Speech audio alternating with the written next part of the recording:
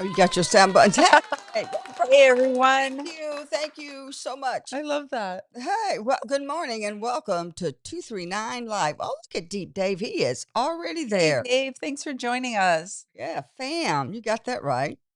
And in case you don't notice the two balloons here today, we got to pull them in a little tighter. Today is Cinco de Mayo Day, which luckily flaws falls on the same day as Taco Tuesday. Oh, that's right. This is fun. Everybody should be prepped for this day. Yeah, no excuses at No, all. yep, For we're ready sure. here. We've got guacamole and chips in the back. Oh, we're snacking when we're Yeah, done. yeah. And And you brought a and cake. Dunkin' Donuts. And I got a what is it called? A tres leche? Yep, Tres you got that leche, right. which that makes Diana smile, so that makes us happy because we know it's good and sweet. We love it when Lois brings us all kinds of treats and then Robert brings us donuts. We are not lacking. And we love food. So anybody wants to bring us food, Stop we're in, ready. stop in and have something to eat. Um, what'd you do this weekend? What did I do this weekend? Well, I waited for my friend on Sunday to show up from Australia. We'll bring her on later. Former Mrs. Australia. We met at Mrs. Oh, yeah. USA. Yeah. And then on Saturday, Saturday was clean my daughter's Poshmark closet. That took me all day. A Poshmark closet. So she has a Poshmark closet, And that which means what? online it's on Poshmark. Oh. Yeah. So she has all of her stuff and my stuff because there's stuff. It happens. And so I said, I can't, it's all over the place. I need to consolidate it and got some bins and whatever. Took me all day. Gets a job. So anybody who does a Poshmark closet and they have more than say 15 things for sale, it's a job. It's a job. It's a job. So I find that on Facebook? No, it's on Poshmark.com or they have an app, Poshmark, and it's OCW 13. What's OC? That's her number. That's her name. OCW, Olivia Christine Weirden. 13. OCW 13. I thought that was pretty Posh, smart. posh, Poshmark. mark.com. Mm-hmm. Well, and I just learned something new and had the show on for Well, it's 3 about minutes. sustainability Yeah, not and reselling what you want. reselling what you just want. Yeah. And of course, Gary Vee had a lot to do with that. There's a lot of resellers on there that do you go to, what is it, like yard sales or thrifting. Yeah. And you find those And things. you find things and you resell them for a slight profit.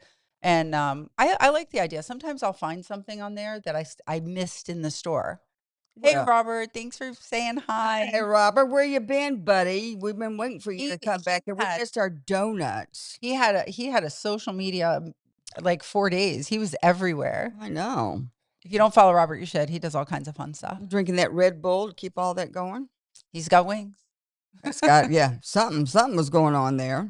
So, well, what I did this morning, Cinco de Mayo. What did you do this weekend?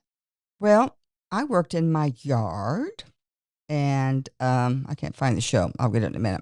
I worked out in the yard to get a lot of different stuff done. I put up a lot of sunflowers that were fully grown up at off of Orange Blossom Drive. Do you got that picture of my lovely little garden? I'm not cussing in that one. I was cussing trying to get pictures of the ducks this morning. I kept turning it backwards on me, and I had just woken up, and I went, They so moved there some we of the go. buttons around. That's why. There Oh, we but go. that's pretty. And you can see some of the, I've got them already. Oh, Yeah. nice. I had a fake one there for a period of time. Now I got to tell my daughter-in-law, these are not fake. This is when it was raining. This is real. We had some rain this weekend. That was nice. That was very That's nice. why I ended up doing the inside stuff. Yeah, 'Cause it was like, exactly. and we had a couple of cool evenings, which was unusual. And I like working outside in the rain, although Wayne screams at me, get in the house. You can't be out. You're gonna get sick. I'm like, oh, no, please. Anyway, so there's my sunflowers. I'm very happy about that. Very pretty. Okay. And then on Saturday, from like 11 to 2, 3, something like that, the VFW 7721 had an event for the JROTC. They gave their Okay. awards and different things that were given out by the auxiliary. Thank you, Betty Bailey. And Chicopee. Oh yeah. Clark was there, tag a Pat for a vet, and she gave out a scholarship thing. And I've got a picture of me giving a big check, not a really big check, but they needed a new grill. And so I Okay. took a check to That's nice. Bernard, as I call him, Bernard, so they could get a new grill to do really, really good potatoes. What do you call those potatoes where you fry them and you Hash do browns? hash browns? Yes, hash browns. So anyway, Yeah. they're getting ready for that, and so that I just realized I didn't do my morning video, so I'm going to remind everybody who's yes, online right now, go to the Facebook or YouTube page and share it to your social media because I didn't get a chance since I had my guest visiting, and there's a lot going on for me this morning. I forgot to share it, so I'm going to share it right now, and I need all of you to go share it also. So the more viewers we have, the more content we can bring you yeah, exactly. more viewers and like, subscribe, share. Remember, subscribing is free on YouTube. Obviously, if you're on Facebook, it's free. But that's how we can bring you more community Yes, good content. time. Yes, Helps keep the lights on, things like that. And our sponsors. If you're interested in being a sponsor, we'll take yes, our definitely. sponsors We'll do. shortly. But they help keep the lights on and keep bringing you 239 Live and Okay, me and Lois and yes, yes, especially and me Jimbo on Fridays. and Jimbo. He's a deal. He's a deal and a doll.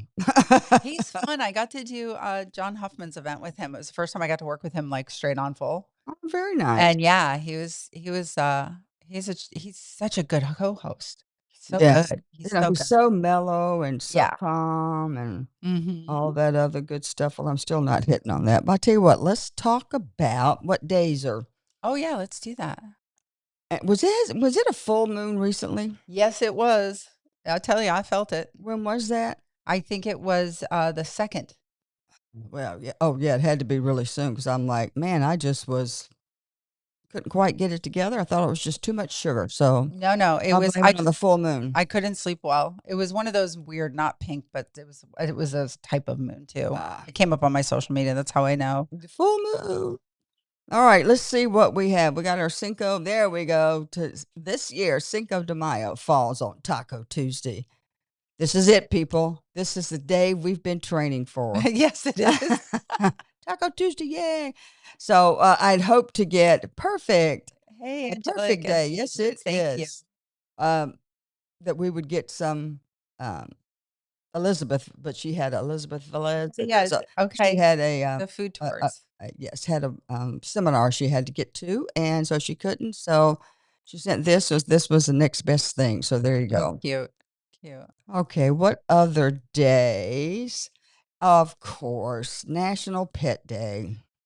Aw, Well, Awareness Month in May to promote responsible pet ownership celebrates human-animal bonds and encourages pet adoption and animal welfare. right, Everybody I know who's, adopted, uh, a pet instead of, buying one, breeding one, right, all of them have had really good luck with that. yeah, E yeah. I everybody had two. I everybody had I two know rescues. rescues, that's the word I was looking Yeah, for, yeah. they both were obviously they're registered, but they've been through several owners, and I'm their last owner and Oh, forever home. forever home. They're a That's forever nice. furry home. Let me just read something about Cinco de Mayo because this is what I didn't know. It falls on May the 5th each year. It's a celebration for the Mexican culture and its history. The history dates back to 1862 when Mexico was under French rule and the Mexican army was able to beat the much larger French army at the Battle of Puebla. Today, Cinco de Mayo is celebrated throughout Mexico and around the world with parades, music, food. So gather your family and friends and join in the festival. Had no idea. That yeah, I was reading that and thought, oh, I just better make sure I give them that little bit of extra information of what that's about. So when you do it, drink a toast We to drink for a reason. for freedom. Yeah, Yeah. Sometimes margaritas for a reason. you're not sure sometimes with these holidays. Are they Hallmark holidays or are they real holidays? Real They're celebrations. actually holidays for those groups that Yeah. we could do one for 239. We could you have to make up one and present it and say here's what it's for. It is for 239 Live Day? yeah, I'm 239 all Live for that. Day. Yeah, we could even have a Christina Weirden Day. Oh, we love that. Kylie just rolled her eyes. Yeah, every day is Christina Day. Okay, how about National Astronaut Day? Well, that's great for here in Florida. Yeah, I've got yes, yes. Celebrate National Astronaut Day. Take a virtual tour space and explore the stars. And I thought this was very appropriate to put in here since we just had the crew that got back from there Right. Yeah, they went on that big tour. on the Well, big first tour. big tour of the moon. Yep, yep. So Celebrate National Astronaut Day on May 5th and join the world in honoring astronauts and their amazing accomplishments. This day was created to commemorate the anniversary of Alan Shepard's first space flight in 1961. It's an incredible opportunity to recognize all the brave men and women who have taken part in space exploration over the years, pushing our understanding of science further than ever before. Have you Ex- been to up to NASA? I have been there. It's Yeah, amazing. yeah. I It's mean, the size of those aircraft, and I mean, if you've never been, I highly recommend it. I like to see SpaceX and how they come down and catch them with the chopsticks. Yeah, That is right? still crazy, crazy what they do. So thank you, astronauts. And you figure that was in 61 and 1969 is when they actually landed on the moon. Yep. I remember watching that. What was it? Summer, August. I remember the I exact was day. only one, so You were only one. Well, trust me, it was a really exciting thing. so I've heard. So I've heard. Yep, yep. Okay, who do we have coming up? This is going to lead into Do you want to do the Cinco de Mayo? let's do National Cartoonist Day. Oh, Okay. there's one. Yeah. Oh, well, it doesn't matter about that. National Cartoonist Day. And let's see. And then the reason I put National Cartoonist Day is because we have a very famous cartoonist who lived in Naples. We did.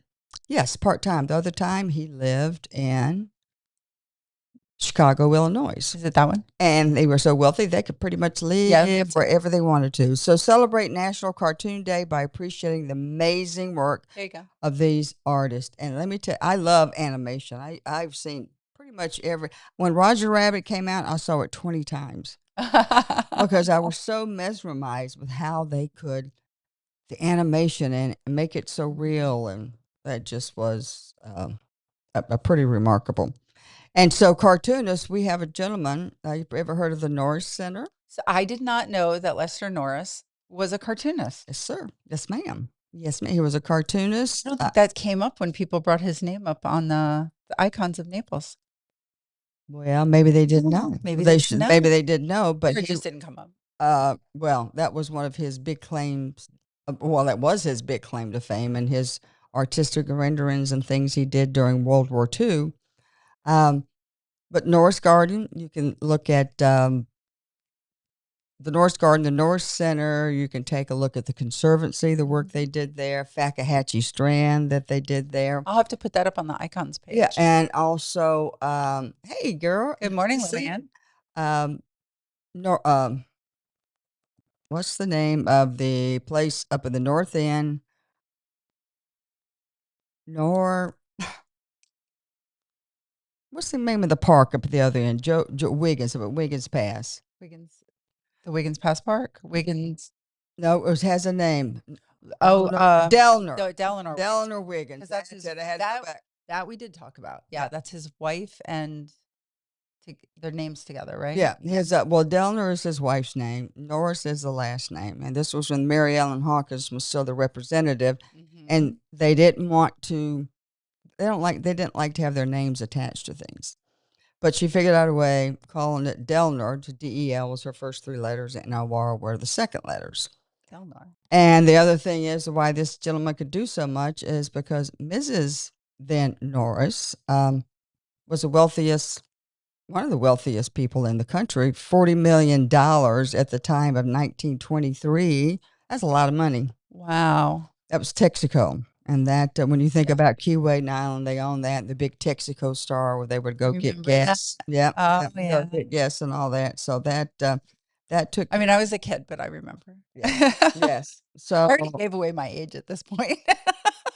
And just so here's after graduating the Chicago Academy of Arts, Lester Norris found employment in the Chicago Tribune. He expected to have a career as an artist and ultimately found his way into the film industry. His sketches inspired Tinker Bell, The Three Little Pigs, and his friend Walt Disney. While on a trip to Italy, Lester presented the Chicago Tribune Press credentials to gain an interview with Mussolini.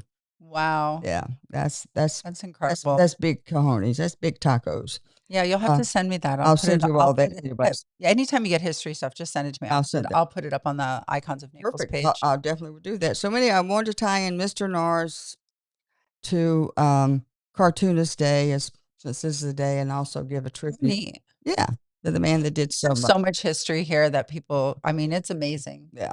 Who else? Everything Yeah. you see that, especially downtown and I'd say west of Airport Road and even some stuff east, Oh, but there's a story on every corner. there is literally a story on it. Yeah.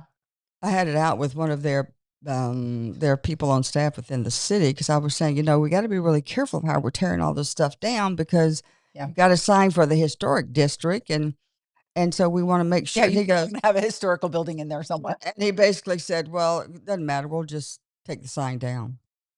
Of course, I about went through the phone and I went up to have a little lecture with him on all the history that was here because when you find people that come into positions that are new, they don't really give. And I remember I think our first guest speaker talks about culture. Mhm. And that is what's really important when you're dealing with your community is to understand its culture. And within the city charter was protect the character and identity of the community. I mean, it's right there in writing. There it is Part in of our writing. identity. They always like to kind of forget that stuff, so we won't really. Yeah. Well, Okay. All you right. know What how I else do feel. we have? I know we're getting down here. Let's see. I wanted to the kitty cat lady. I saw this morning. I've seen it a couple of times, and I can't believe a charity is paying $5,600 a month.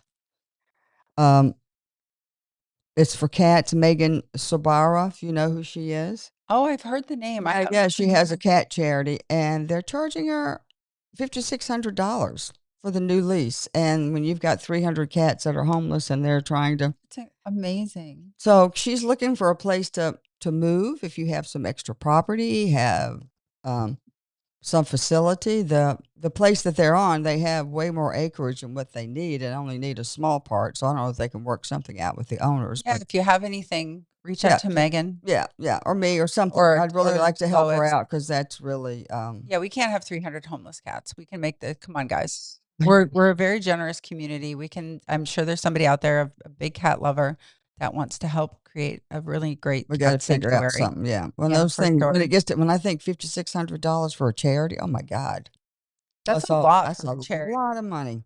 especially because as the owner of the property, if you cut them a break on the lease, you can write off the difference. Yeah, Yeah. evidently there must be something else going on. I don't know, Well, but they want to put something in there that they can yeah, gain. yeah, tell something else. So we will just worry about that later. And now I think maybe we should take a look at our sponsors and then get our first guest up. Do you want to bring Oh, whoa. Hang on for the sponsors. Yes, we do. We have a very special guest here. Why don't you tell us who it is? So, for those of you who've been following me on social media, the 30th anniversary of Mrs. USA and Mrs. Globe is coming up in the middle of June. And so, my roommate from Mrs. Globe, I won't tell you the year, my roommate from Mrs. Globe is here in Florida visiting me. And she was Mrs. Australia. I was Mrs. USA, and we were in Slovakia together. So, come up, Kylie. So Sure. Kylie's here visiting, so I brought her to the studio, and I'm like, "Yeah, let's just get dressed up. Yeah, Let's do let's this," get dressed up and because I knew I was gonna drag her on stage. been good if she told you. Yeah. Well, I'm sure she would do the same to me. Of course, of course. Move those plants back a little bit. I Yes, so always it won't be. towards the corner of This the one? desk. Yeah. Yeah. There you go. We just don't want to interrupt you. Yeah. I mean, it's Oh, fine. Wherever you want. You want to lean, just lean in a little bit toward me, and that way we'll get all of you. Yeah. I think maybe I I'm didn't too- set up the I'm too chairs right. tall for this. Oh, she's like 6 feet tall. She's tall enough. I'm She's like gonna run 5 feet down and slide tall. it over. I would have to stand next to her on stage. So hi, Kylie. Hi, thank you for having me. So happy to be here. Oh, I love What a that you're. surprise. Yeah, well, when you're here for a week, you never know what's going to happen. This is so true with you. So tell me, Right. so tell me, how excited are you to not only be in? Well, first, tell me how excited you are to be in Florida because I know you love to come visit. Oh, this is home for me. This is my home away from home. And just being here with you in general, it's always a delight. So Well, that what? takes that says it all. Yeah, well, Well, we she always has have a good delight. time. Yeah. We do. We do have a good time. I always have an uptick on my social media when Kylie posts for just random things, and I'm like, oh, we posted that, cool. So tell me, how excited are we for the 30th anniversary? It's a big deal. Yeah. The 30th anniversary is a big deal. There is so much history. And it's not just the US, obviously, it's everyone from around the world. And I mean, 30 years of how many countries? that's an incredible, incredible delegation. So, and I am the official host Oh, as well of Very the Mrs. nice. Globe event. So I will be up on stage with all of the ladies, I should say, this year, Yeah. and it's going to be unbelievable in Palm Springs.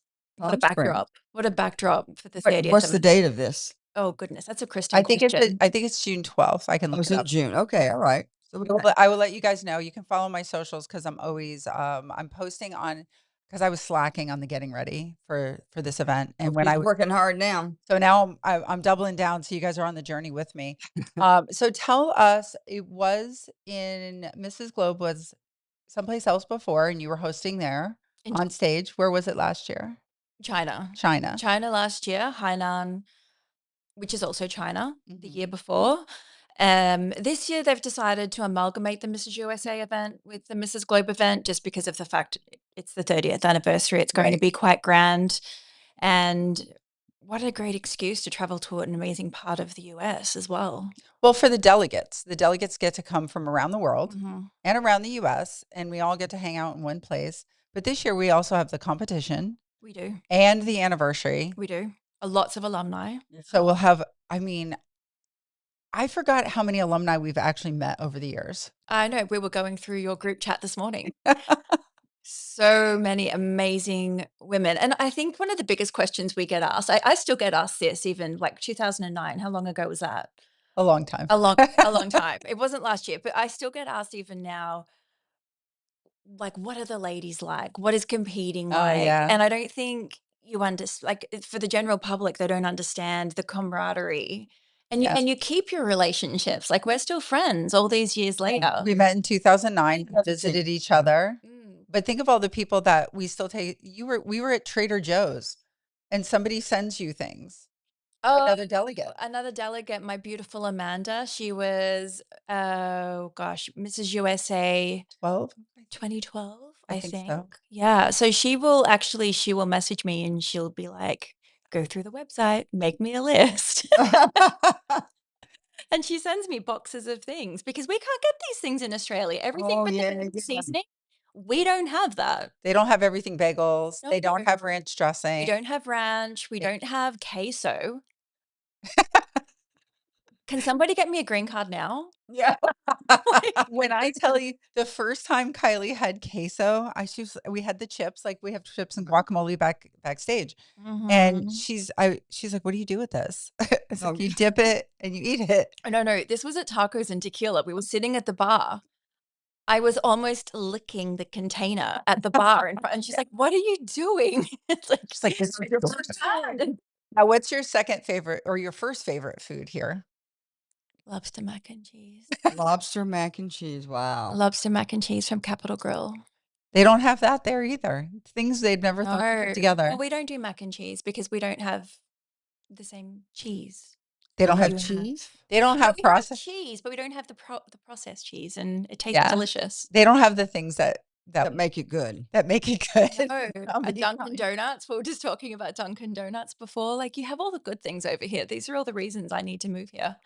It's Yes, it is. the good foods. The good foods. I can We think have of a the healthy foods. we have healthy foods, yeah. Yeah, they don't let you do much junk food there. I No, think you our said you only had 2 kinds of cereal there that we have here. well, no, we have you have a quite a substantial aisle of sugary cereals. We have Cocoa Pops and Fruit Loops. Those are our sugary cereals. That's your choices. Yeah, according to the CDC, that should be a number one breakfast choice. Yeah. But we can get the jars of fluff, Fluff. Oh, yes. the marshmallow. Mhm. Okay, that's interesting. Now tell us what Vegemite is before I'm going to close with that Oh, for our I next knew we guest. were going to go down this road. I've Vegemite heard of that. is Yes. a mouthful of deliciousness that we have for breakfast on our toast with lots of salty butter. You spread it at just the right consistency, and it's lots of crunchy goodness. Nom nom nom. Vegemite. You Yeah. taste it? I have. Yeah, it's not. It's an it's acquired an taste. acquired taste. I was just when I came to visit you in Australia, she's like, "Oh, here, have some of our Vegemite." I'm like, "Oh yeah, sure." And I'm like, Yeah. Oh, stop! It wasn't that bad. it's probably similar to the first time you try like red wine or sushi. You have to kind of maybe get used to it. get acquired to the taste. I think so. I think so. I can't remember when I tried it first, but I don't have a bright light in my head, so it must not have. Look, I think a lot of people make the mistake of doing it like Nutella Oh, and like spreading it on really thick. And that the secret is like a little smear. bit. It's a little is it supposed to be healthy for you or something? It's got B vitamins and some other stuff in it, but I don't know how healthy it is. Okay. Let's be real. Trying to give it a reason for the flavor. It's so tasty too. Is it Lucille Ball? Vitamin. Oh yeah, that's right.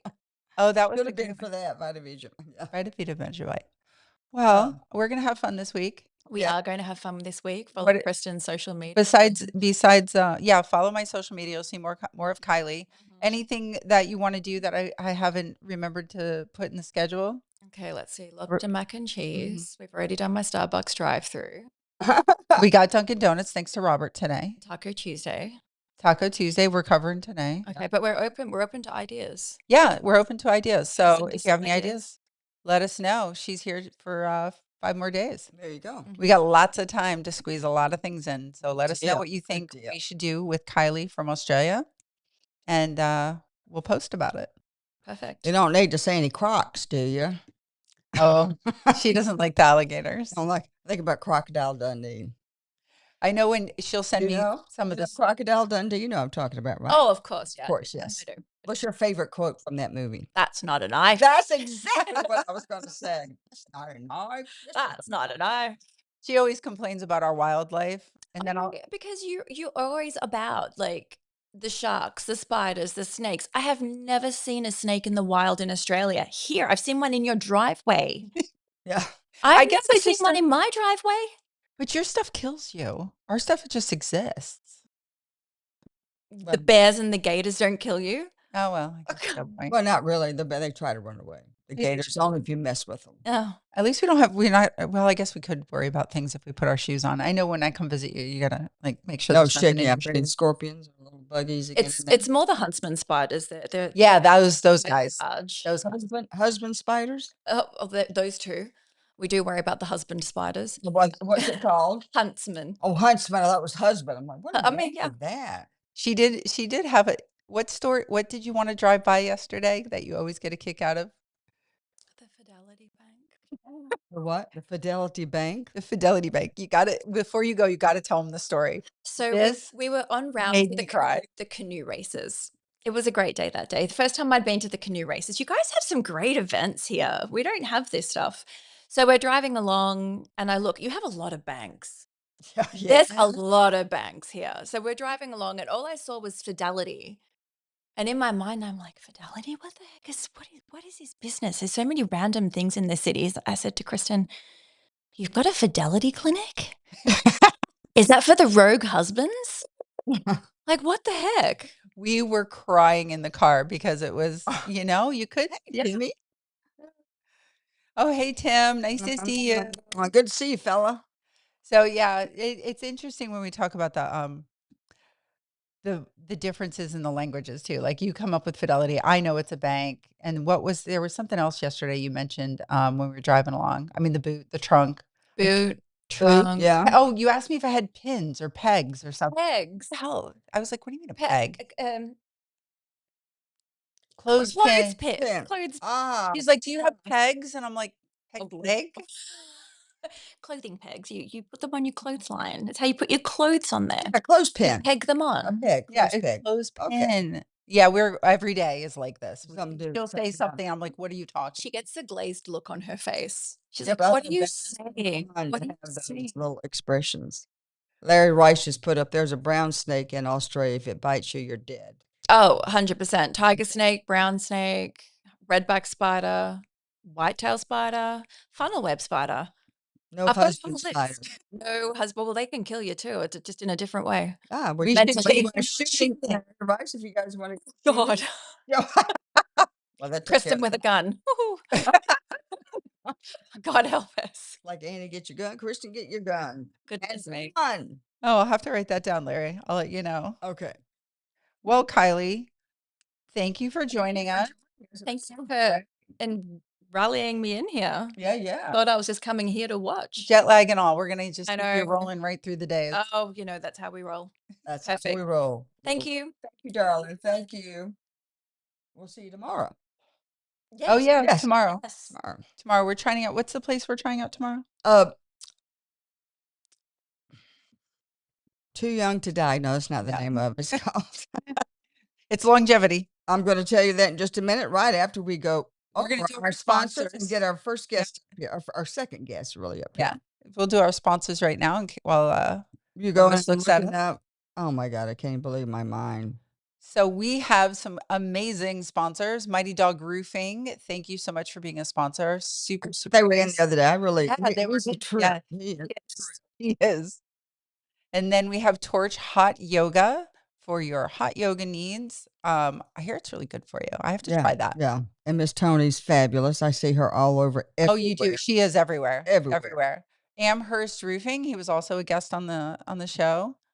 Really great people. Yeah. Frank and our new Sons. Frank and Sons Moving and Storage. One of New our sponsors. Thank you so Yeah, much. thank you. Hold on a second. It's really important to have a professional mover when you have Oh yeah. a lot of stuff to move. What a difference it makes in time, energy, Yes. backbreaking stuff. I just want to. It costs you money, but it The also time it gives you gives you- sanity. The time, the sanity. I did it once without a mover, and I did it with a mover, and I don't even remember what it cost. That's how much it meant to me. Oh, So there just so you go. guys know. There you go. And Royal Scoop. Roll Scooper, Natty boy. Yeah, he's amazing. What a great guy. He's a great guy. He's funny, witty, and bright. Yep. The day is Amazing business person. Done a lot with the Royal Scoop yes. branch Yeah, franchises. And of course, there's Miss KW. That's me. That's the podcast Icons of Naples. You can find it on Instagram on YouTube and your favorite podcast platforms. And I've done real estate for 32 years, and I've also do coaching because real estate is coaching. That's what. Yeah. If you have anybody dealing with personalities and all that stuff, so I am here if you need me for those things. But please check out the podcast. She got some really great guests on there. You really do. We have some amazing guests. Wayne, his second part comes out tomorrow. Hubby, hey Wayne, I know you're there. You should be there. I sent you the link. He was first part was last week, second part's this week. There was just so much to cover. We had to put it in 2 episodes. Yeah, he has rather than one long good stories. I wanted to give you guys let you absorb the first episode and go into the second. Okay, the name of the place is the Naples Anti-Aging Clinic. That was it. Yep, we're gonna be there. We're gonna be there 11 We're gonna be there tomorrow. Bob will take some pictures and send. And we got a nice group coming. Yeah. We're going to find out all about what they have to offer. Yes, indeed. And try some things. I'm excited. I'm excited about our next guest. Let's get to it. Him on. So our next guest, with nearly 2 decades of experience across some of Boston's most respected hospitals, he started as a medical assistant in orthopedics, working closely with surgeons and care teams, where early mentorship pushed him towards keep asking questions. Today, Anthony serves as the clinical services manager for the Department of Orthopedic Surgery and Orthopedics now at HSS at NCH, where he leads I'm really working on the tongue here today, an interdisciplinary team of highly skilled orthopedic and radiology professionals. Anthony Silva, thank you so much for joining us today. I'm super excited. We finally get to talk. I mean, we've talked a few times, and just so you guys know, this is what kind of person Anthony is. We had chatted, I don't know, maybe 5 or 6 months ago about the Icons show. And right now I'm doing history. So we're going through the history before we get to current people. And I had a family member who had a scooter accident on a weekend. And we went to the hospital, and the emergency room could only do so much for this kind of thing. Yeah. And I was like, what do I do? They say he might need surgery. Help me. And super great was like, let me call my team. Let me see about getting him in, see what the problem is. And I had forgotten when my daughter, because you can talk to this. When my daughter had gotten into a scooter accident, no scooters in my family anymore. Get rid of those scooters. That's it. No electric scooters. When she got hit by a car on a scooter, her friend told her, don't go to the emergency room, go to an orthopedic, ER kind of situation. because they're immediately ready. Oh, look at Julie Ortez Lee. Good morning. She knows who you are. Hey, Julie. You're very popular. And I didn't know, didn't know we had orthopedic centers here that like they would have in the city, say. Yeah, so we have orthopedics now as a urgent care setting. So there are some things that we can't see there. So we can't see open fractures. We can't see things that do belong in the emergency department. But we do see a lot of acute injuries. Like it just happened. You don't have to go to the emergency room. You can go to I call it ortho ER. Yeah, and it essentially is that, but more orthopedics urgent care. Yeah. Yeah. Ortho ER, there are places for that? Yep. So we have one right at Creekside. So in the Physicians Regional North Building. Right there. Yep. I didn't even think about it. Oh, so if you guys have like, again, not open fractures or No open fractures. not open fractures, but you fell off a scooter and it's a closed fracture. Yep. You If might you want think to you try have a there fracture first. and it's not through the skin, come see us. And you save yourself. That's whole brand new. I never thought of that. It's an amazing thing because you're being treated by people who live and breathe orthopedics. That's Yeah. all that they do. And it actually saves time because you're not Mhm. in the emergency department. You're not in urgent care where people aren't specialized trained in orthopedics. Right. Everybody that works in the Orthopedics Now Center, we have medical assistants, athletic trainers, nurses, PAs, and they all live and breathe orthopedics. How many are there? That was one. Is there another one around town? As of right now, there's only one. There's only one. But we Okay. are in talks of Good. Okay. Yeah, So, yeah. and what's the address of that again? Side. Creekside. Yep. So 1285 Creekside Boulevard East in the Physicians Regional Building North. But it's an NCH facility though. Some physicians regional, but it's in. Well, that's good. Good collaboration. Yeah, there. yeah. That's an interesting tidbit for sure. Yeah, that is. Well, So God, we all get along. That's right. Yeah, we all That's get right. along. All Patients are Florida. patients, right? Exactly. Exactly. So that means you have all the imaging there too. So we have X-ray. X-ray. So some misconceptions are that we have MRI and CT on site, which we do not. So Okay. only X-ray. But insurance is usually require that you have authorization first anyway. Anyways, So the nice thing about being seen by somebody who's specialized in orthopedics is they can order the imaging, make sure it gets coordinated, and then like you and I talked about in the past, getting you with the right surgeon. And I think that is it's like a fast track to getting where you need to go. yeah, that's incredible because I know I mean, when we went, the ER it wasn't bad, but it was still, you're in the ER with a lot of people who have a lot of different ailments. Right. Whereas right here in Naples, oh, Mighty Dog Roofing, thank you. Nice to see you. That's one of our sponsors. so good as always. And then, so do you do surgeries on site too? Because I was like, what is orthopedic surgery? And then I was like, wait, you have surgery then? So yes. So the Orthopedics Now facility is not surgical. So Okay. that's all non-operative care. But if they see something operative, they fast track it to the new building. Okay. So the new building, the HSS at NCH building is where the rest of the team is housed. Okay. So we have Slowly, the rest of the team is housed. HH. HSS at NCH. HSS at NCH. So Okay. HSS is Hospital for Special Surgery. Oh. So they are the #1 orthopedic hospital in the country. I should say we. Yeah. They are in a partnership with the NCH, and then we collaborate and run our orthopedic department together. Wow. Yeah. What a great collaboration, because I know before, like when I had a knee problem, I went to, back then it was Dr. Schultzel. I went over here to Dr. Schultzel, but then when I had a hand thing, I had to go over here to this doctor over here, Dr. Parent, and then they merged, thank goodness. Yeah. And then it was, if you needed imaging, they had it there, but then if you needed something else, you had to go over here. And then when they had a surgery, we had to schedule that. But when there was time available in another facility. So this is the nice thing about this brand new building we have. So for all intents and purposes, it's a orthopedic hospital. Yeah, So sounds like it. we have the clinic, we have PT, inpatient and outpatient. We have occupational therapy, we have MRI, we have CT, we have ultrasound, we have X-ray, and then we have inpatient surgery and outpatient surgery.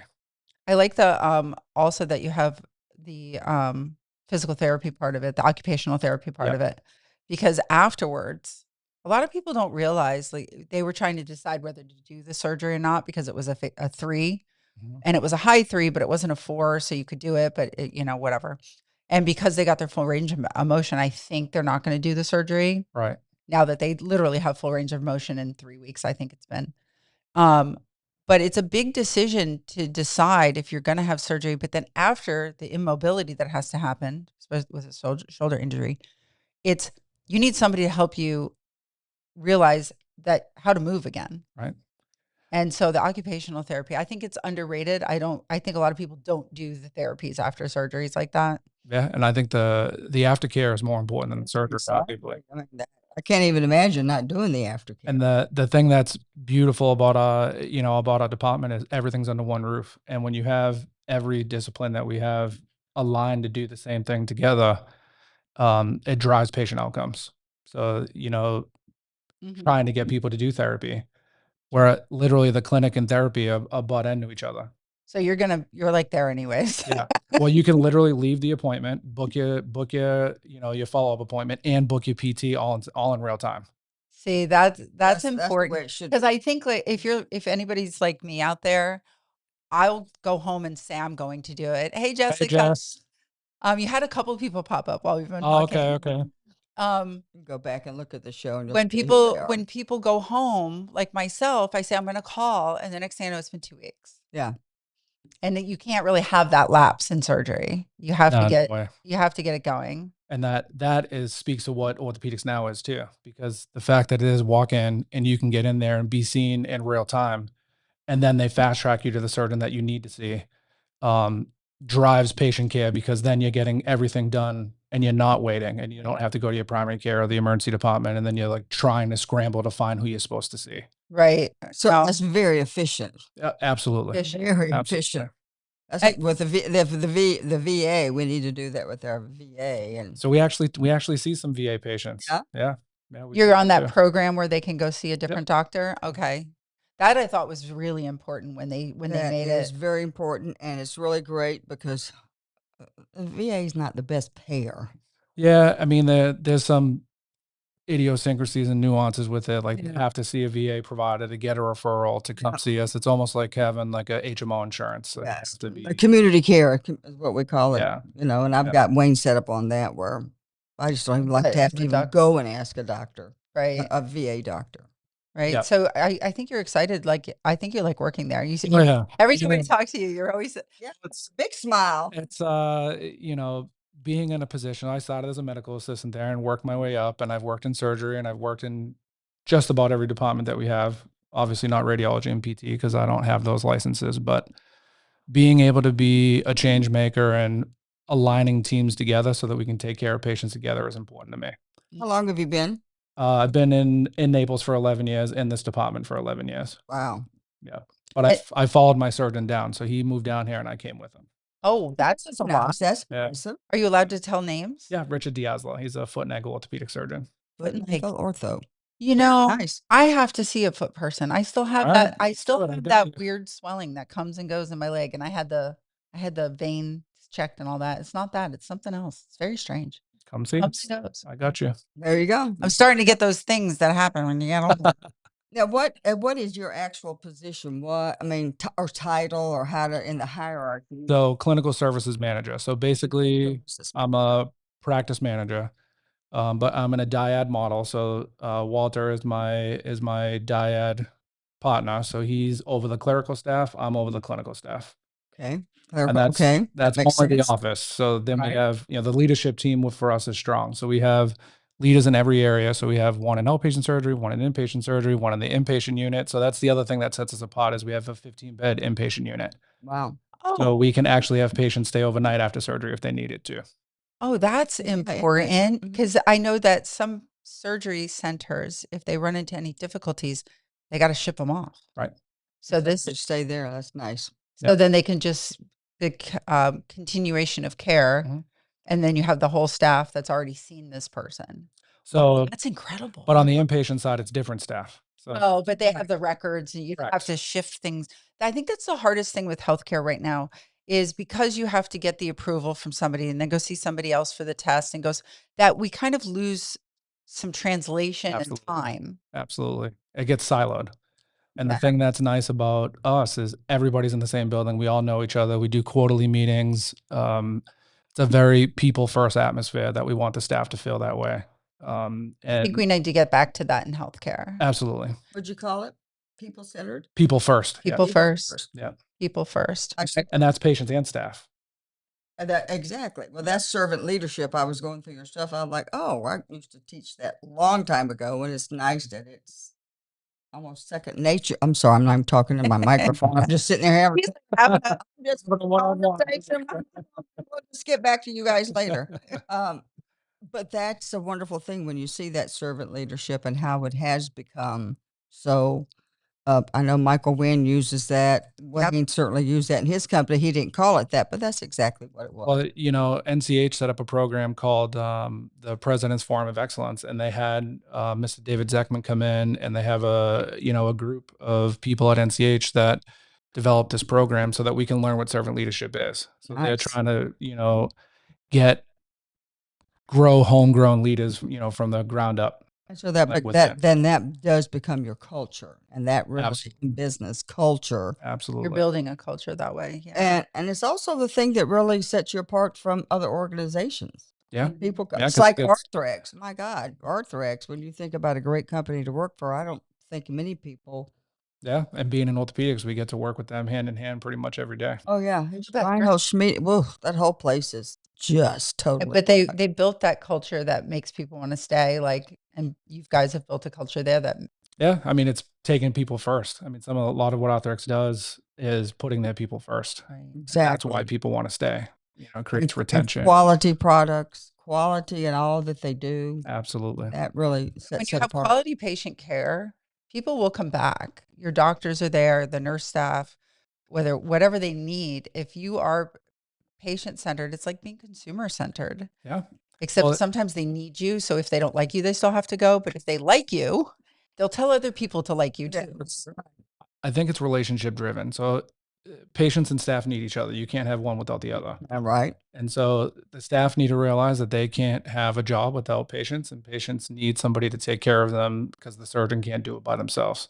And I think if we get beyond that, that going back to people first, we can create that people want to come see us. And that's really what we're trying to drive, at least in the clinic where, we're the atrium of the building.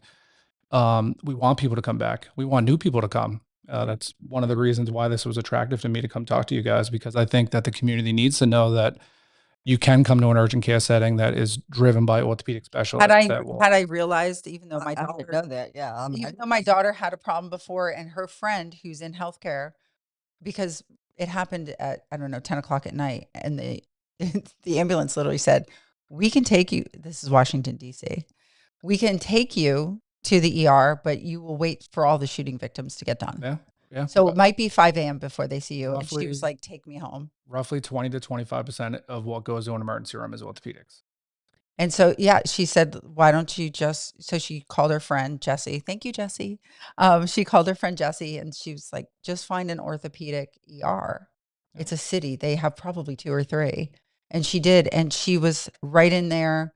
Everything they did most of it that day. Yeah. To get it taken care of, get her in a boot, get the x-rays, get everything she I was going to needed. say, the nice thing is getting it done appropriately the first time, because that saved so much time. She did not have to go back, except for the follow-up, which was like the 3-week mark after the New PT x-rays and stuff. to get new x-rays and make sure everything was where it was supposed to be. Right. And the only thing she couldn't do there was the PT, because it's a city. Right. And she wanted to be closer to where she worked for her PT rather than where she lived. Right. Because it made more sense, because the way life lives. And it didn't cross my mind to think, does Naples have this? But maybe I'm in this Naples is still a small town thing in my brain. Yeah. Like we have we've grown a lot in our healthcare system. And I think it's also getting surgeons down here and providers down here that come from the big systems that have access to this stuff. Because this was something that, going back to Dr. Diazzo and him and I have been working together my whole career. Wow. We were thinking about orthopedic urgent care back when we were in Boston, and that was over 11 years ago. So trying to get buy-in of creating that atmosphere. And Mass General, where we were, launched an orthopedic urgent care after we left. So it is definitely up and coming across the nation. Yeah. Go. Now you're doing some other things in nursing. You have another title. So I have a few. Okay. So I'm on faculty at Rasmussen University in Fort Myers. So I teach clinical rotations for RNs and clinical simulation.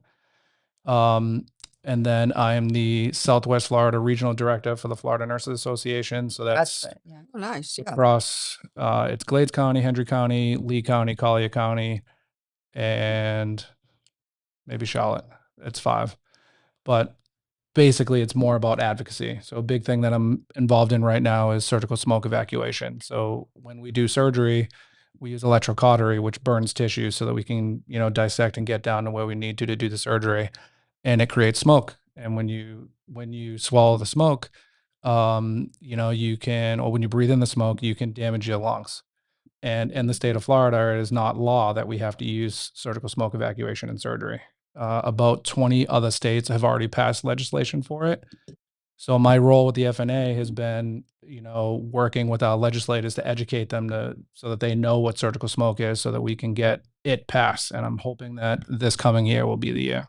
So you really are advocating for patients as well as your colleagues Absolutely. and their health and your patients. Wow, that is truly. Nursing saved my life, and not from me being a consumer, being that the profession gave me a chance to get out. And what better way can I make the profession known than to advocate for the profession? Wait a minute. Let's go over that again. Surgical smoke. Yes. Okay, so that's when they cauterize something. Cauterized tissue, any tissue in the OR. So if we use it's called a bovie. So if you use the bovie to dissect, it creates smoke. We use the suction line to try to get some of it, but you don't get all of it. And then the smoke ends up out in the OR and we all breathe it in. How much smoke could it be? Lots. Really? Yeah. Well, I think when you're doing, say, like a hip, that's a big surgery. Yeah. Or And, you're looking at least an hour or so, a couple hours, and you're using the bovie the whole case. The whole case. Oh my gosh. Okay, so all that smoke, I can't smell that great either. Oh, no, it does not. It's literally burning flesh. Oh yeah. Okay. But, if we get smoke evacuation, which, to NCH's credit, we have it, we use it. But other hospitals around the state don't. And so Lee also in Lee County also is smoke free. But if we get more hospitals to buy in and more hospitals across the state, and then we get it to pass, then every hospital will be smoke free. So what's the equipment like? I mean, Actually, stay smoke free. You're thinking about cigarettes, but this is a whole different thing. well, it's very similar though, because inhaling the smoke from flesh is actually worse. I would think it's more cigarette smoke. toxic. Yeah. Yeah, because now you're talking about if the patient has something that you can get from respirating it.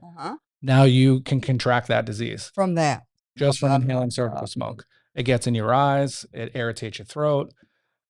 Big carcinogen, so you can get cancer from it. And there's a lot of documented cases of nurses, because nurses are in the OR 5 days a week. Surgeons are generally only in there 2 days a week. Oh, it's interesting you say that. I used to know a cardiac nurse. Yeah, and 5 days a week. That's all they do, all day, every day. Yeah, she did. And if they're on call, they're there 7 days a week. Yep. And they're inhaling smoke the whole time. But yeah, it's a device that was ironically created by nurses. So it's called a Neptune. It has a little thing that you hook up into it, and it has a filter hooked up to it, so that when you use the bovie, there's suction hooked up to the bovie, and at the insert, like at the origin of it, the suction will take the smoke in immediately. Wow. What does something like that cost? Lots. And that's the pushback. Oh, That's the pushback. Lots. Okay. Like how much? Sounds small, but it's big. Yeah. And it's called, what is it called? Just out of curiosity. Neptune. Neptune. Yeah. Neptune. Neptune. So there are different companies that have it. Neptune's a Stryker device, but there's other companies, ConMed, a few others I'm blanking on. They all have their version of it, but they all have smoke evacuation equipment. Are we talking like millions or hundreds of thousands? I mean, it depends on how big the hospital is. Okay, and that makes sense. How many operating rooms Because you need each operating room. Yeah, exactly. Well, now I'm going to ask if I ever have to have a surgery. Do you guys have this? So some of the nurses actually educate patients to ask, are you smoke free? Because if you're not smoke free, I won't have my surgery there. Ah. See, what it makes me wonder about is some of these standalone facilities. Yep. That do because surgery centers are not required right now. Like that. Yeah. So if it becomes legislative, then all surgery places have to have it. I'm for that. Yeah, after COVID, we lost a lot of surgery centers, it feels. I Yeah. know, I had a doctor in Bonita, Mhm. and Bonita was going to be a hospital or whatever that standalone building was there. And the surgery center closed and never reopened. So all the doctors in the building, whether cosmetic or anything, had to go find, mostly cosmetic, but had to go find like these surgery centers. And somebody finally put one together that let other doctors come in when they weren't using it for themselves. But then it makes me wonder if we lost an actual hospital space, because I had my tonsils out there. My daughter had her tonsils out in that Bonita one. I mean, it was great. It was in and out. It was small. It was perfect. You kind of knew the nurses, and So that's an ambulatory surgery center. So yeah, at our building, we have that too. So we really. have 5 of those rooms, ambulatory surgery center, and then we have 2 what's called nano suites, which is in conjunction with Arthrex. Ah, So it just makes me wonder if some of these standalone ones throughout the state have popped up for cosmetics. Let's say I'll just pick on them a little bit.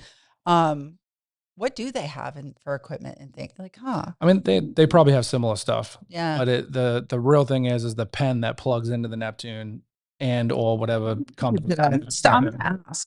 Not that I plan on getting like facelift or anything, guys. I just not yet. just asking. Yeah, well, it's But always good to know. I want to educate myself on these things, and now we want to educate all of you. So, where can people? Well, we tell us where we can find again where your orthopedics now So we have is. 2 locations. So Orthopedics Now, if you have an acute need, is 1285 Creekside Boulevard East. So it's in the Physicians Regional North building, but it is an NCH practice in the first floor of that building. And then if you need to come directly to us, it's HSS at NCH on the North Hospital's campus for NCH. And then that's 11190 Health Park Boulevard, Building 2. And then, if anybody wants to help advocate for some of these things that you're working on for the industry of nursing, where would they maybe help So talk to your legislators. talk to you? Okay. Talk to your House of Representatives, your senators. Educate them that this is something that you want. I visit all of them in my role at the FNA. Probably less so than I should. But I went and visited them in Tallahassee in January, and that was a really cool experience. It was my first time doing that.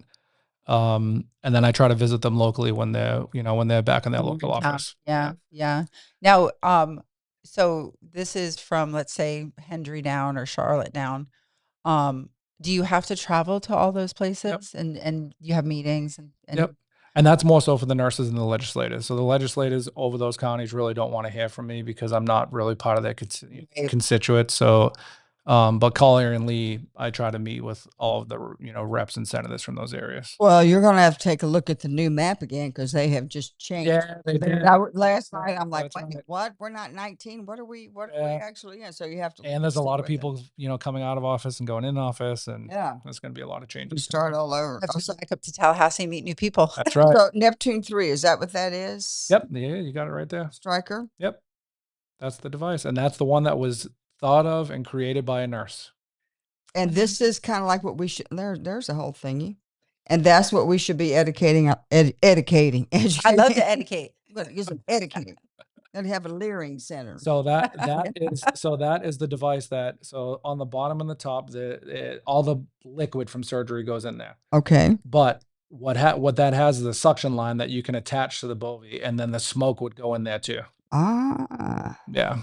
And it reduces it by what, 80, 90%? Yeah. Something's pretty high. Pretty high. Pretty high. Yeah. Versus not using it with just what's there, it's probably 10 or 20. Okay. Roughly. Yeah. All right. So I'm going to just Wow, I had no idea. invite that, and someone talk to. But it makes sense. It's just logic. I mean, it's a logical, like, Yeah, where's it going to go in the atmosphere? I so I'm getting my doctorate at University of Miami, and I wrote my policy paper on it, and then it just exploded because even as a surgical nurse, so the first 4 years of my career, I was a peri-op nurse. Yes, we breathe in the surgical smoke, but it's not something that you think of.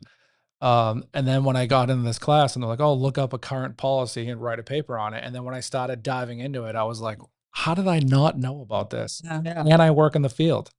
Isn't that crazy? So you're Yeah. educating people, helping your field as well as your patients too. Yeah. Yeah. So the opening testimonies for most of the states that have passed, they open it with, a baby born by C-section's first breath is surgical smoke. Oh, That's been like the one liner that's been. I had that makes you go, oh, just Yeah. what I did. It's like, Yeah. oh my Lord. Well, that's perfect. Okay, so Yeah. moms, do your thing. Well, I'm gonna Yeah, get some it's stuff. help us. You know what? I'm gonna Moms for Liberty. I'm gonna figure out what this is and get that, because they do a lot of interfacing with the legislators. That's So great. that, Yeah, we could use all the help. We're going on year 5 that we've been in legislation, and we wow. haven't That's incredible. gone through Well, all the way yet. Do you have any do you have a paper or something you could send us, and I'll send it Oh, yeah. to my mother? You Yep. know, okay, Yeah, so, great. so the, connect you two by email. that's great. Yeah, the Florida Nurses Association has like a one pager. Right. I'm happy to share that. Fantastic. Perfect, Well, perfect. Anthony, thank you so much for educating on us on Thank you for having me. orthopedics and things we can do to help in the OR. I mean, Yeah, appreciate One that. quick question: what's a nano suite? So NanoSuite, good question. So Arthrex has new technology so you've heard of a scope before, like an Yeah, right. arthroscopy. Right? The technology gets very tiny. So Yeah, think of nanotechnology. That's why I was like, Yeah. it has to be. So now we can do surgery on people when they're awake, and you don't need all the medications that you would normally need, and you get back to recovery faster. Faster. Yep. Or back to what you do faster. So your recovery is faster. So we say, your movement is our mission. Your movement is our mission. Very Yeah. nice. I've learned so much. Oh, I know what a nano suite is now. I know nanotechnology, but If you guys want to come get a tour, come let me know. I'll give you a tour. Oh, of the we would building. love that. Thank you. that's a good way to get people educated. I'll talk to some of the ladies. Absolutely. Yeah, we'll do that. Well, Anthony, thank you so much. Thank We'll you. get to our next guest here, but so glad you could come visit us. Good to see you. Nice to see you again. I brought you some stuff. I'll give it to you in a second. Oh, what'd you bring us? Oh, I love gifts. Yeah. I No, would. No, we have guacamole in the back. We have guacamole in the back. some of the back you can have some guacamole. We have guacamole. Oh, Little little NCH bags. There you go. Thank you. Oh, so much fun. Thank you to all you guys for tuning in. Oh, you Thank you had guys. come out. Yep, yep, yep. Oh, well, let's stand there for a second. We'll do a picture. We'll hold our little NCH bags. Gimme. I'll put my headphones back. Yeah. Yeah, so we look official. Thank you, Robert. Thank you. Robert. Thank you. Thank you so much. course. Thank you, Anthony. Oh, I love these little. You're Italian, are you? I'm Portuguese and Irish. Anybody call you Anthony? Oh yeah. Okay. Oh yeah.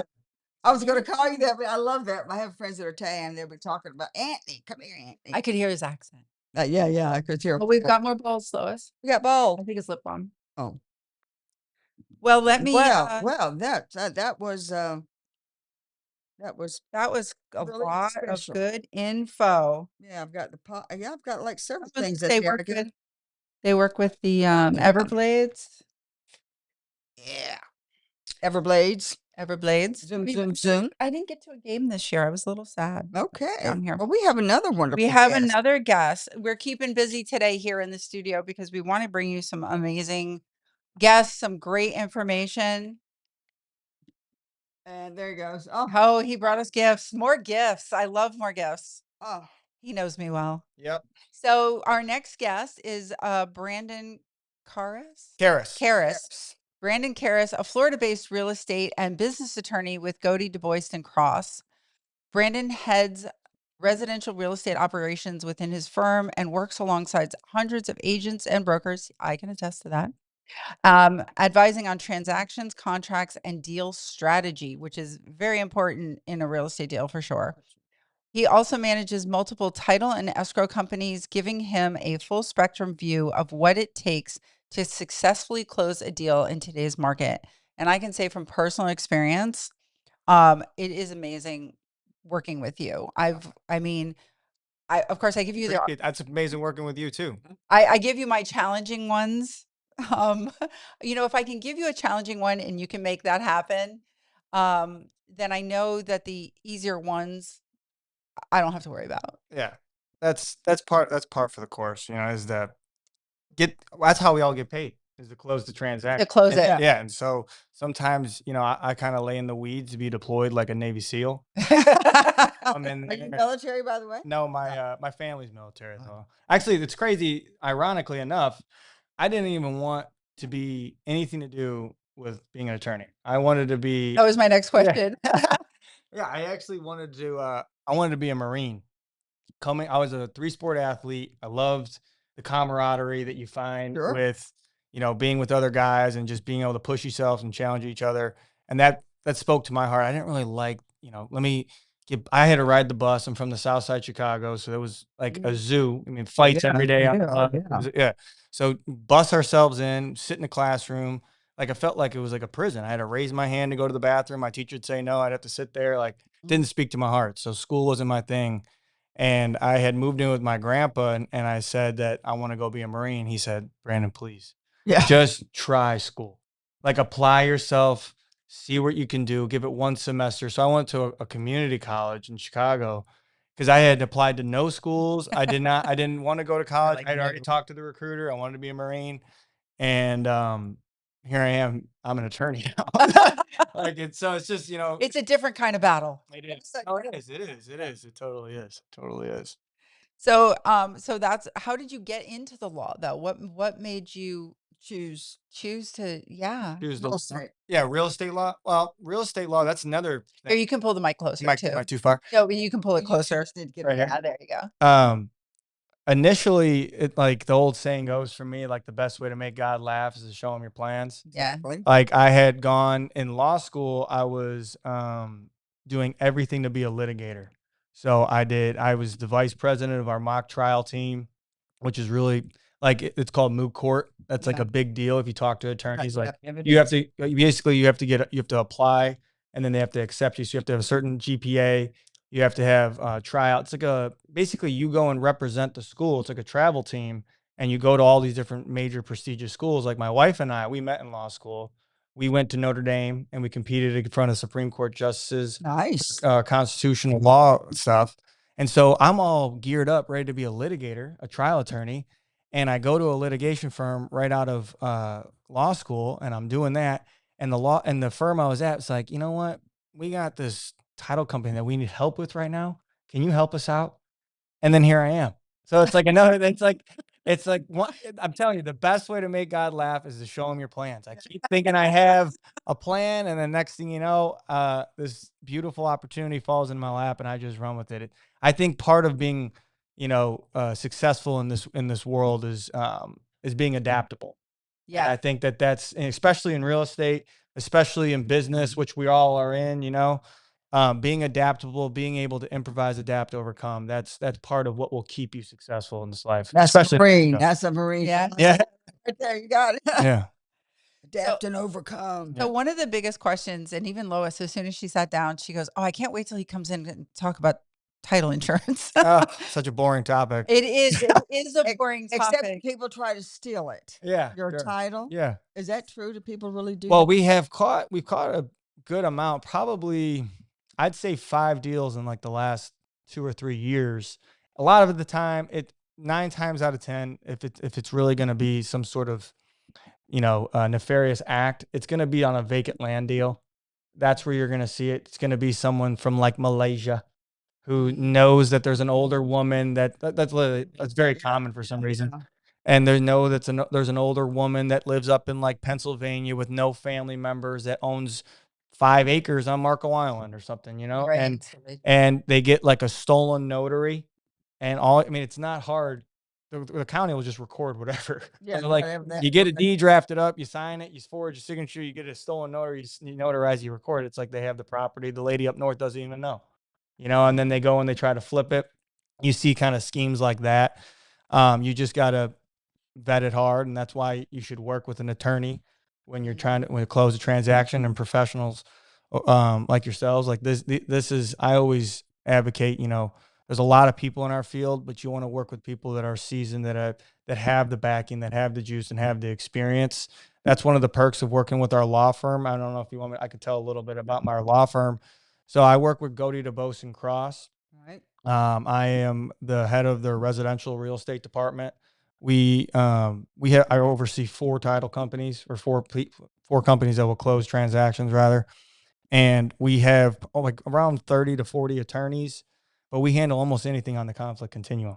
So that's, from litigation, business and finance. We have professional counseling. We have, celebrity clients that we manage. We have, obviously we do all the transactional work, estate planning, basically anything besides, we try to avoid family law or criminal just because those are tough parts of law. Yes, yeah. You know, it really is. And sometimes it intertwines into some of the stuff that you're already doing. Correct. And On the offside, I you have have to done do it. I have been a part of, like, it's of a friend or something. I just try to avoid it. You know, I like the transactional world now that I'm in it because there's, almost. yeah. And there's a certain level see of happiness when, you know, you get someone through the muggy waters, or you get most transactions, most purchases for someone's life, buying a home is going to be the biggest purchase of their life. Right. So being able to help get that done and be the calm in the storm, it's a good feeling for that, you know. And our founder, John Godey, who you know, Yeah. he's amazing. He's like the Steve Jobs of yeah. law. That's a great way to put And it. it really, he had the vision of coming in and saying, I want the best in each profession. Like, he would go in town and grab somebody and then put them, like, he had Stan Bunner, who came from Sheffy Pasadoma, who's elite. Everybody knows Sheffy Pasadoma. They're elite. Well, he took, Ed Sheffy's protege, put him in our litigation department. He runs alongside Amanda Broadwell. They run our litigation department. We have an, you know, award-winning litigation You department. guys make me want to be an attorney. I just want to go work there because everybody I meet from there, and don't get me wrong, I mean, I do work with some of the other firms, and people course. sometimes have their own people they bring to a deal for title or for attorney work. But every time I talk to you or John or anybody from the firm, this is how they all talk. Yeah. They all talk about each other like they're on the same team. They're just like, oh, and this guy and this girl and this person. Our slogan is, it takes a village. Yeah. And it does, you know, like and that's the coolest part about it is our paralegals are just as good as attorneys. I mean, they're 30-year practicing, Yeah. Right. and they've been working alongside us. They're the ones that answer emails alongside us at 10 o'clock at night. My girls are the best, you know, the ones I work with. I have to be able to have 4 title companies that are closing transactions. You need to have strong, competent staff around you. I have amazing, competent staff. I couldn't be who I am without them. And I think that the best part is, you know, just like going back to the military, you know, it's, if you trust the person next to you, it makes getting through whatever you're in a lot easier. Yeah, Exactly. And you all move in the same motion together. You go left together, you go right together. Yeah, we try. You know, sometimes it's, hey, you go handle that, I'm gonna handle that, we'll meet at the end. Right. You know, Yeah, like something like, it all gets done. It yeah. all gets done. So I get, this is the pushback I get on the real estate side when people see a HUD. Yeah. They're like, what is title insurance? Why do I need it? I don't want, I actually had Somebody else somebody, just got the title. You just got it checked. I actually just had somebody say, well, I don't want to pay for title insurance. Yeah, And I'm like, well, I'm not the person you want to close a deal with then. Yep. We're the same way. We won't actually close a transaction without it. We don't want to take on the liability. That's why we have the underwriters that we work with. We work with Overpublic, the largest underwriter. That's actually who after I'm done with this, I'm meeting with one of their largest reps to go over. They're building a program around our firm, which is great. I mean, it just shows that they've really bought into our team. Nice. Shout out Tracy. But yeah, we have title insurance. One thing that people need to know, and I don't want to spend too much time on this because it's so boring. Right. But is that it is. There's a lot of questions Okay, so here, I'll tell you this then. Title insurance is fixed by Florida mandate. So it's the same amount you're going to get whether you go to me or Joe Schmo down the street or Susie Q down the block. It's going to be the same. What it is, it's based off the purchase price. So it's $5 per thousand up to $1 million. So think if it's $1 million property, $5,000 is going to be title insurance. But then once you get past $1 million, the rate drastically changes. I think it drops down to like $2.50. So it becomes less. And so that is how we come up with the title insurance. So that's why people are always like, I've had clients say, "Oh, well, can you lower your?" No, the title insurance. To me. Yeah, it's not up to me. It's fixed by Florida mandate. That's the price. You know, regardless what the fees can differ for us is when you're handling for our law firm fee, for escrow fee, that kind of fee. That's going to be where you'll see the variance of. It's usually anywhere from like 800 to it could be even $5,000, depending on the complexity of the transaction. What's at stake, what's at hand, what the amount of work that's going into it. You can see the prices fluctuate there. But for the title insurance element, that's going to be steady Eddie. And that's just making sure that, you know, God forbid, you know, you buy the house and then it comes back that there's this encroachment on your property that was insured against, but you didn't know, like, you're covered to be able to now have that paid to you. It's just giving you that little bit of, it's insurance. Peace of mind. Yeah, it's a peace of mind. I say it's peace of mind. And the things that people seem to complain about the most when it comes to the HUD, which is basically the closing statement, you guys, Yeah. is fixed expenses that we don't have any control over, which are the doc stamps on the deed, Correct. the mortgage, everything that's recorded like at the county, Yeah. that kind of stuff. We don't have any say over. I don't, you don't. No. It's the cost of doing business. Correct. If you want to buy a piece of property and you have a mortgage, you have to pay that, the doc stamps. And how do you find a way to explain that to people? I try to let them know. Well, for the doc stamps, a lot of people, nobody wants to pay doc stamps. I don't know about you. Like, who wants to pay a doc stamp? I just negotiated Yeah. that away from my seller Good. because though it was such a low margin deal Sure. that I said, I think I can make it go, Yeah. but you got to give me something. Sure. And they took it on. And they took it. Cool. And it was almost That's why people should hire her. We There you got go. somebody working hard. it was for you. almost $1,000. Yeah, and that can When you mean a got lot. low margin deal. The guy didn't get the number he wanted, but it was close enough that it made all the difference in the world. Sure.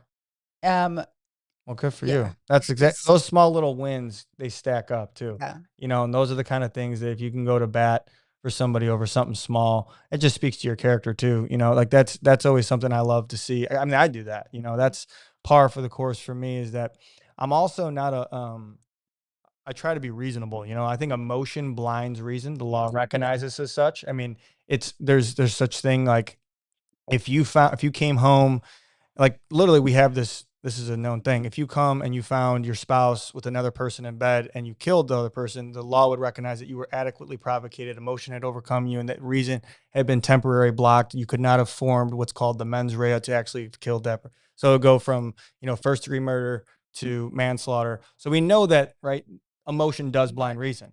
So that's always helps me when there's, real estate transactions where it becomes really emotional. There's a lot of money at stake. Like I said earlier, probably the biggest purchase in someone's life is to try to be the person that doesn't become emotional, that tries to stay reasonable, that tries to think 3 steps down the road. And I mean, it's a cliche, but I try to follow that business practice where you under promise, over deliver. If I'm talking with somebody and there's something that comes up, like in an escrow dispute, if there's a due diligence challenge, I want to tell them immediately what's at stake, what's at hand. If we're going to fight over this, okay, well, these contracts carry what's called a prevailing party attorney's fees. If you lose, you're going to be on the hook. Are you willing to do that? And that's when you have to go to a final judgment. So it's not, if we settle, you go and get your attorney's fees. You would have to take it to a final judgment. Then you would have to be awarded from the judge this separate hearing that would have to take place where you have to call experts to testify whether or not the fees are even reasonable in the first place. And then the judge says how much, if any, he's going to award you. So you really got to make sure that you're really confident in I your think position. that helps take some of the emotion out of it. Totally. Because when people, I was talking to somebody recently about divorces because I do the coaching. And I said, I understand everybody's got a therapist, but sometimes they need a coach who basically, because I know, especially in the divorce attorney field, they get people just get super emotional. Oh, yeah. And they do it with houses. I think that's what makes me good at it is because I've had to deal with everybody in the family showing up for a deal. Yeah. And everybody has an opinion and everybody has an emotion. You ready for this? So true. Forget what I was going to say. Let's go here. I had 9 people who had to sign off on a contract. Yeah, there you go. Because it had gone through probate. Yeah, that's exactly right. I knew they were going to go that way. Yeah, right. And there's not enough room. We hate those transactions. I had to pull out another one. And then I've also had ones where people want to buy a place and there's 6 people who are buying a condo. And I'm like, listen, guys, I don't mind. I'll do the work because I want people to get what they want and what they're looking for. But I got 6 people back in the day. It was like a $300,000 condo. Right. Or back when it was fax machines. Yeah. Oh, that was, at least that was the best thing when it came out. It was. I still have fax. Yeah. I'm happy with DocuSign, but people don't understand the emotions that are involved when you have 6 people on one side of a transaction. How do you find is the best way to deal with that from your end? I think Separate rooms. Yeah. No, that is smart. Sometimes something like Roommates that. are worse. Um, Roommates are worse than regular I, people. I would say one of the things I always try to do is, I want everybody to know that you hired me because you trust me. If you don't trust me, then you shouldn't work with me. Yeah. So what I'm telling you is that if I was in your situation today, literally, or if you were my mom, or if you were my father, or if you were my wife, this is how I would advise you. I don't have some sort of special interest here.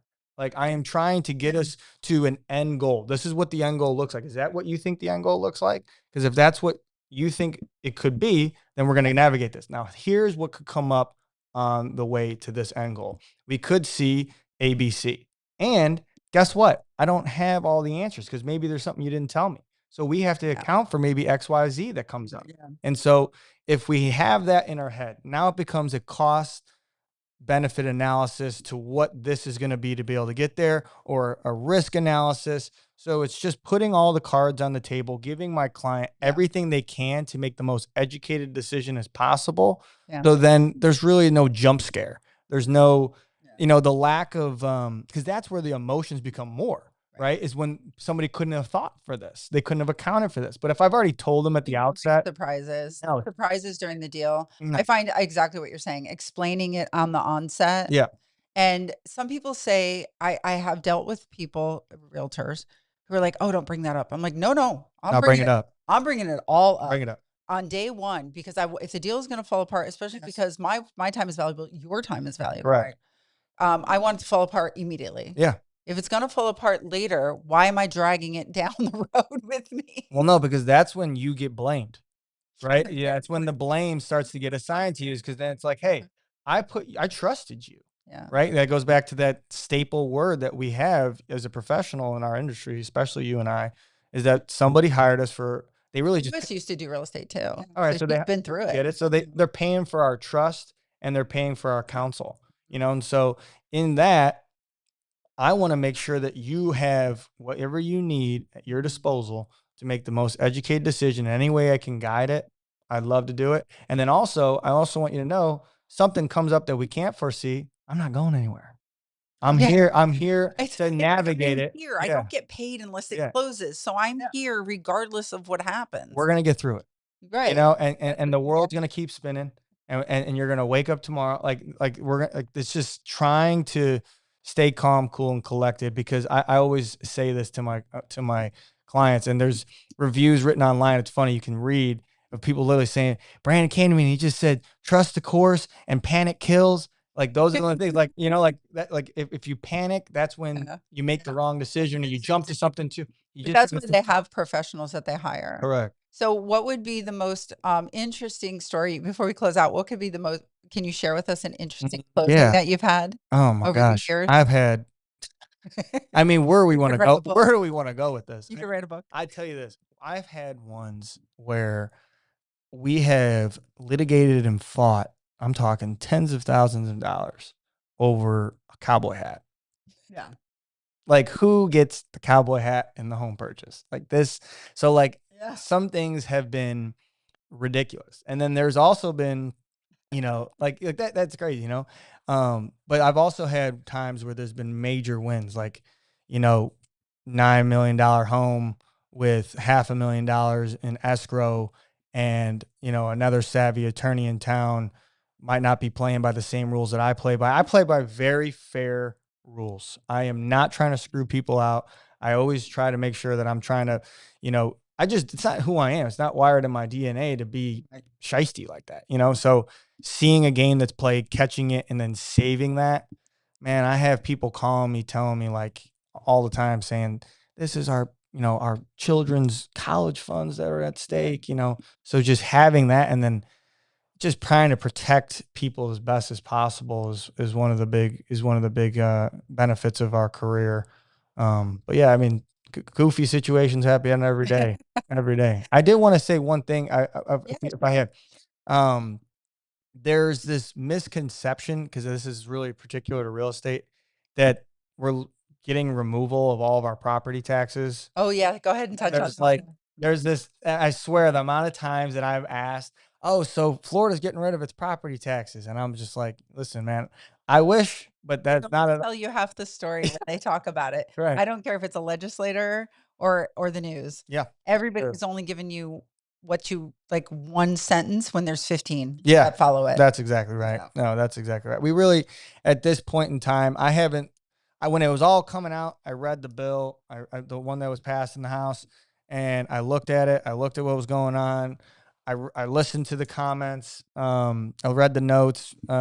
As of right now, it would still need to pass in the Senate. Has not done that.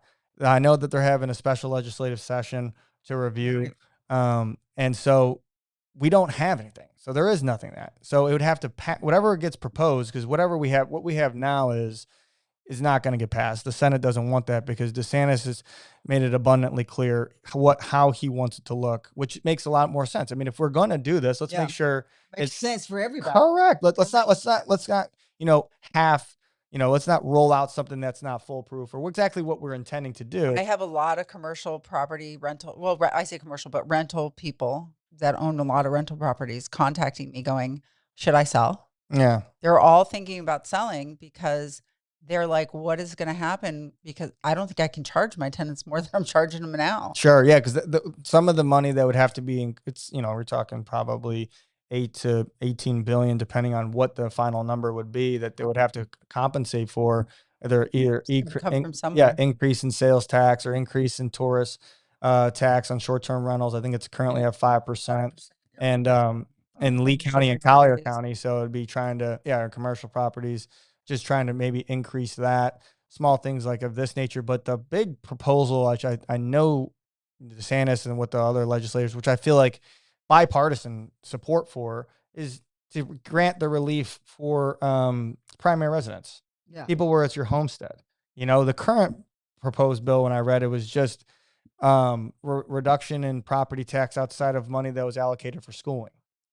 And so and that to me, It was like, what? yeah, that to me, it's like But the that's schooling makes up 50% of our 40 to 50% of our property tax. So it's like more of just a haircut as opposed to like the headlines that say complete removal. So it's just, I don't know. I felt like just kind of touching on that. Correct. I do fault the reporters. They don't read the bill when they go to report on it. And then when they do, they kind of do the head tilt. Oh, right. And then when you tell, because I get a lot of people on my real estate page on social media, and I say to them, but where is the money going to come from? Right. And if you have rental property or commercial property, you have to really pay attention to what's going on. If you vote for this for your personal home, but then you own a building, like the building we're in, they might tack on more to you. They got to spread that 18, whatever the number is. They've got to spread it over the entire state, over everyone. That is not your own personal home. So you just gotta be aware, people. Totally. Read more. Reading is as vital of a skill. Right. I really mean that. That's it's the blurb on Facebook. Correct. Or the little Not thing the highlights. Not the highlights. Dive into it because it affects, if you're a renter, it affects you. Correct. If you're a homeowner, if you're a business owner, if you are a business in a building.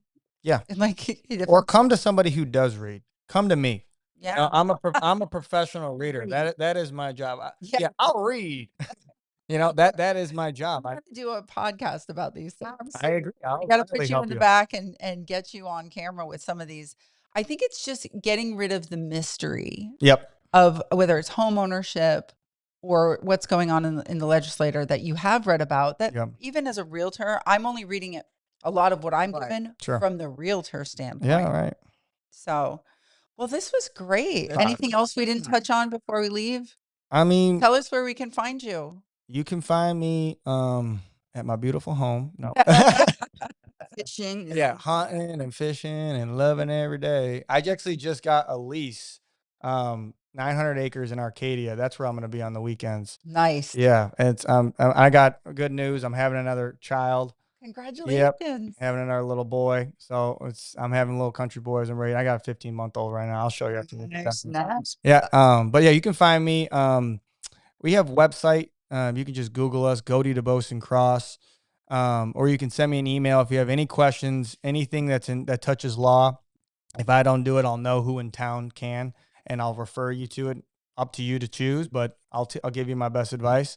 My email is my first initial last name. So bkaras, BKARAS at gadclaw.com. And feel free to email me, call me, whatever you need. I'll be here to help you out. And I appreciate you guys having me. Oh no, this is great. Yeah. Are you Karis? Is that Greek? I'm Greek. I'm Greek Greek. and Irish. Yeah. Greek. My Greek and Irish. Yep. My grandpa's from Athens, so I'm Athenian. And my family's still out there. We go out there all the time. And then my family's from Ireland, County Kerry. Have you ever had Kerrygold butter? Yep. Either of you? I haven't. So our then your family. Our family's dairy farm. The milk goes to make Kerrygold. Oh, fantastic. Yeah, swear. I go on and work the farm a bunch. My uncle William runs it. He's hilarious. They call him a pioneer. He's never had a sip of alcohol and he's Irish. Not a sip. You should see him. He's hilarious. He's hilarious. Yeah. Oh, and what is it? What is this that you brought? I brought just a couple gifts, like I said, because I'm Greek and Irish. Yeah, exactly. He wouldn't drink this. But we will. Yeah, but I figured I'd bring some gifts. It's a custom in my family. If somebody invites me, I mean, obviously this isn't your home, but if someone invites me into your home, I bring something.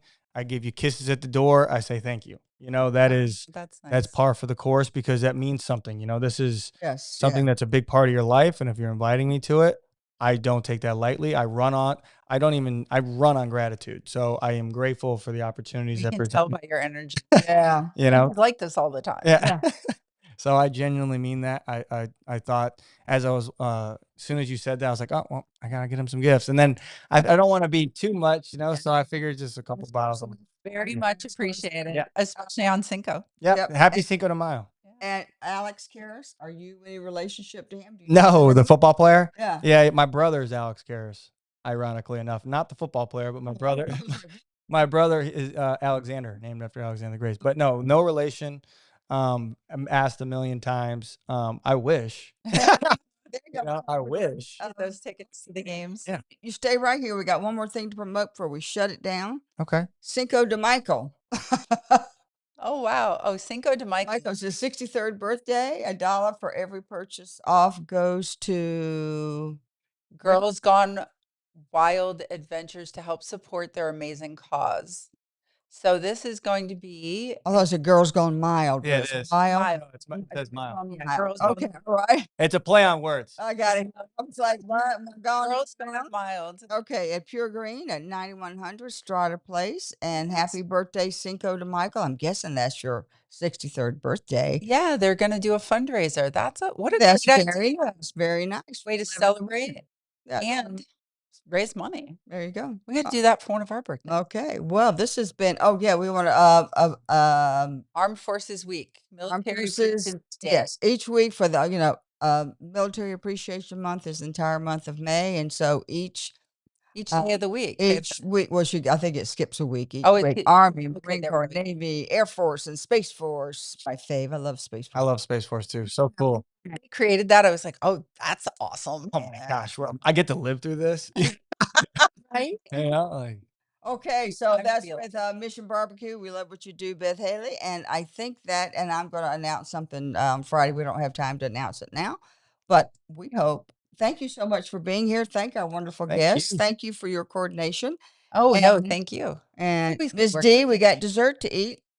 Diana didn't get dragged into all of these today. I know. She's been quiet, She's been hiding. but she's here. She's ready for her Cinco celebrations in the back. Celebration. Then on behalf of the whole 2319, Kevin and our sponsors, thank you for that. Go out and make it American kind of great day. Bye, everyone.